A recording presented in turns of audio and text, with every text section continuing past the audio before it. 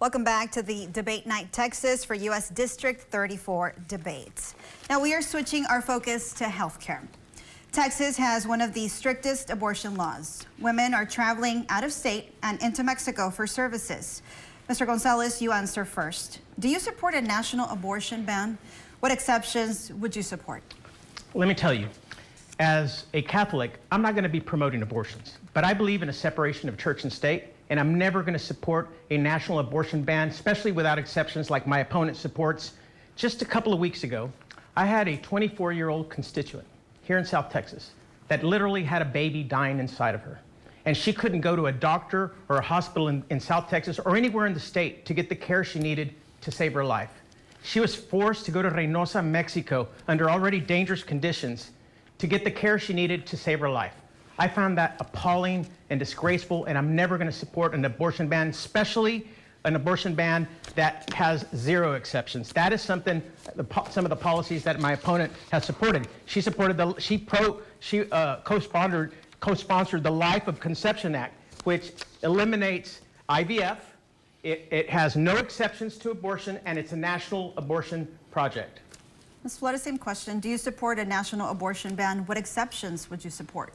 I don't, and I support IVF. I would not have, my nephews that I have, so I will always support IVF.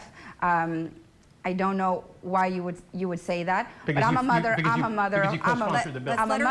mother of four. I embrace life. I will always. I'm pro-family, but I do believe that we need to stand with women in making sure that we protect the life of the mother. And I believe in exceptions, and that we should be there for women who are victims of abuse and rape.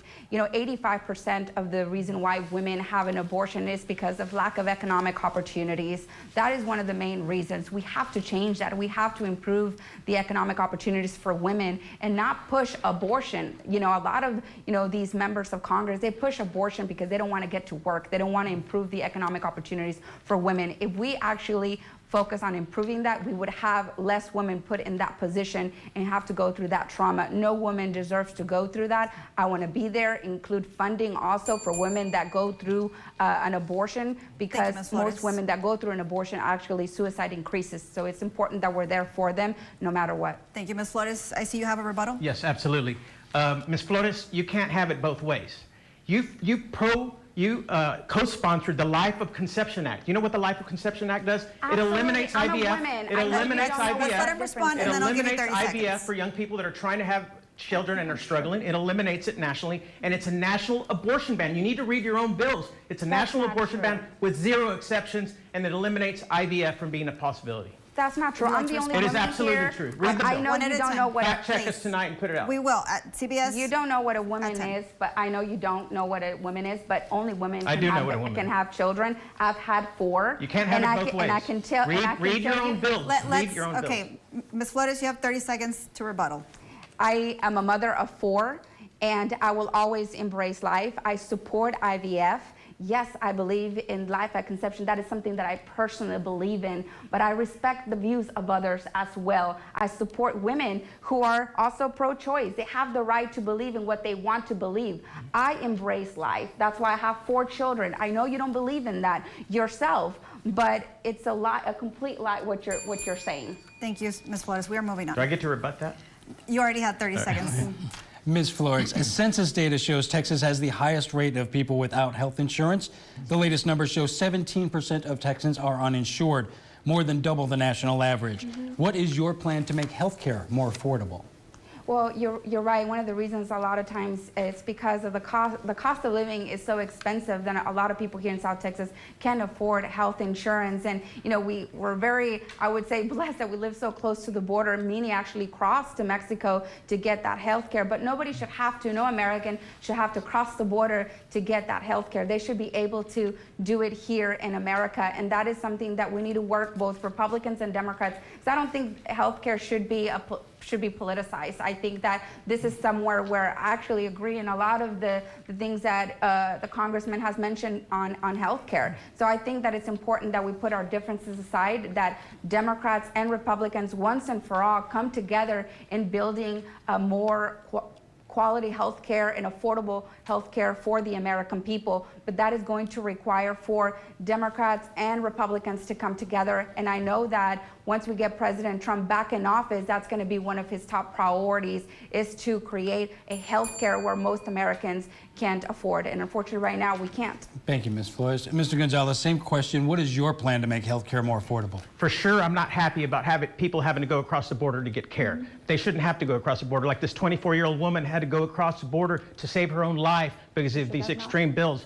Yeah, we need to expand Medicaid. We need to pressure our governor. Have you told the governor to expand Medicaid? We've left billions of dollars on the table. Our state is one of the most uninsured states in America, and our region is one of the most uninsured within the state. And we still have people who don't urge our governor to expand Medicaid and assure that we get the resources we need in our region. In fact, they're trying to cut some of the public clinics, Clínica del Valle and all these public clinics where we get the care. It's Republicans trying to cut the funds from those resources.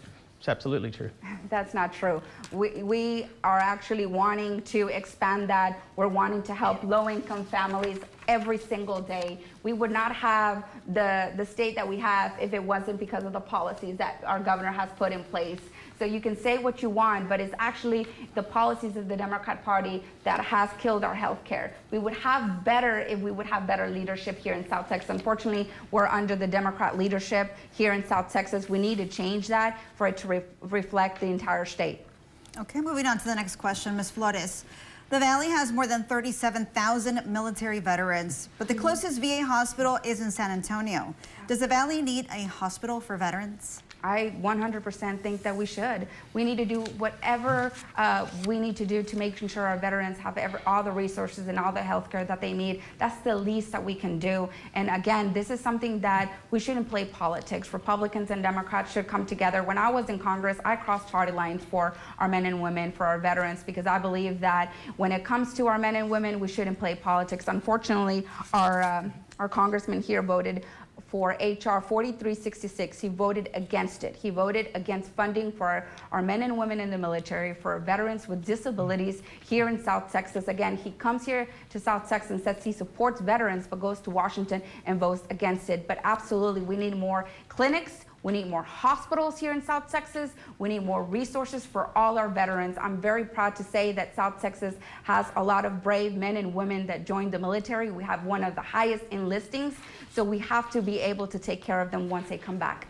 Mr. Gonzalez, same question. Does the Valley need a hospital for veterans? Absolutely. And I've been fighting for a hospital. I have mobile medical units that I brought down where they now go to my rural areas and towns to meet with veterans that can't make it to the clinic. I've also made it to where they can go to every hospital in the region with their veterans card and get the care they need. And by the way, the bill that you're talking about that I voted against didn't pass. It didn't pass because it cut $1.5 billion from our veterans help. We were going to cut costs right here, so I wasn't going to vote for that. It came back as a clean bill, and it passed the House and it passed the Senate. Thank you, We Mr. voted Gonzalez. against it. We are moving on to our last question. This has to do with the water crisis. The Rio Grande Valley is being threatened by a lack of water. This is from drought, population growth, and Mexico not paying the water it owes to the U.S. under a treaty. Earlier this year, a lack of water played a role in the closure of the sugar mill near Santa Rosa, and 500 people lost their jobs. Mr. Gonzalez, what needs to be done to force Mexico to pay its water debt? What long-term solutions do you propose? Yes, absolutely. Great question. So when we renegotiate this USMCA, that's got to be on the top of our bucket list in pressuring. This is an antiquated agreement that makes no more sense today. I met with the president of Mexico just a few months ago, and I held her responsible. She said she was going to start releasing the water. But let me tell you, even if Mexico pays us 100% of our water, we're still down about 30% from where we were in the 80s. I brought $26 million to our irrigation districts to capture and conserve water. We're losing about 40% to seepage and evaporation, and we need better technology. We need to change the way we live and increase our water supply. I got brackish water projects that are cleaning brackish water, desalination projects on the coast that we're working on to assure that we have good, clean drinking water and water for our farmers, water for our economy to continue to grow, and water for our future citizens as we grow in population. We need to make sure every municipality in South Texas has all the water they need. Ms. Flores, same question, 60 seconds. Well, Congressman, again, is running on his 5th term and making the same promises over and over, but he voted against holding Mexico accountable. And I think we need to hold Mexico accountable for not releasing the water that our farmers need here in South Texas. He sided with the farmers in Mexico instead of siding with the farmers here in Texas District 34. They're very disappointed. I had a round table with our farmers not too long ago and expressed how disappointed they were with Congressmen for not voting in favor of holding Mexico accountable for not releasing that water. It's because of that is that we have lost this sugar mill in Santa Rosa, that we've lost these 500 jobs. Look, South Texas grows about 80% of our fruits and vegetables. Because of that, that has reduced. We have to protect our farmers, not just here in South Texas, but throughout the entire country. And unfortunately, if we do not elect those who are going to prioritize us and not others across the border, we're going to continue being in the position that we're in. And that's why it's important for us to elect new leadership. All right, we're getting right up to the end of our time, so we're going to start closing arguments. Mr. Gonzalez, we begin with you. A closing argument? Yes, sir. Yes, sir. Okay. 30 seconds. 30 seconds. All right, well, thank you. I think all of you know me. I believe in the American dream because it worked for me. I started as a high school dropout and was able to return to school, college, university, law school, and now I serve you in the United States Congress. I've brought almost $8 billion in resources to transform our infrastructure, which you see around South Texas, to assure our veterans are taken care of, our senior citizens have the care they need and the Social Security and Medicare they need, and our schools have the best education in the world for our children and future jobs waiting for them when they come out. Once again, thank you for joining us tonight, and I hope to ask for your vote once again, November 5th. Ms. Flores, you have 30 seconds.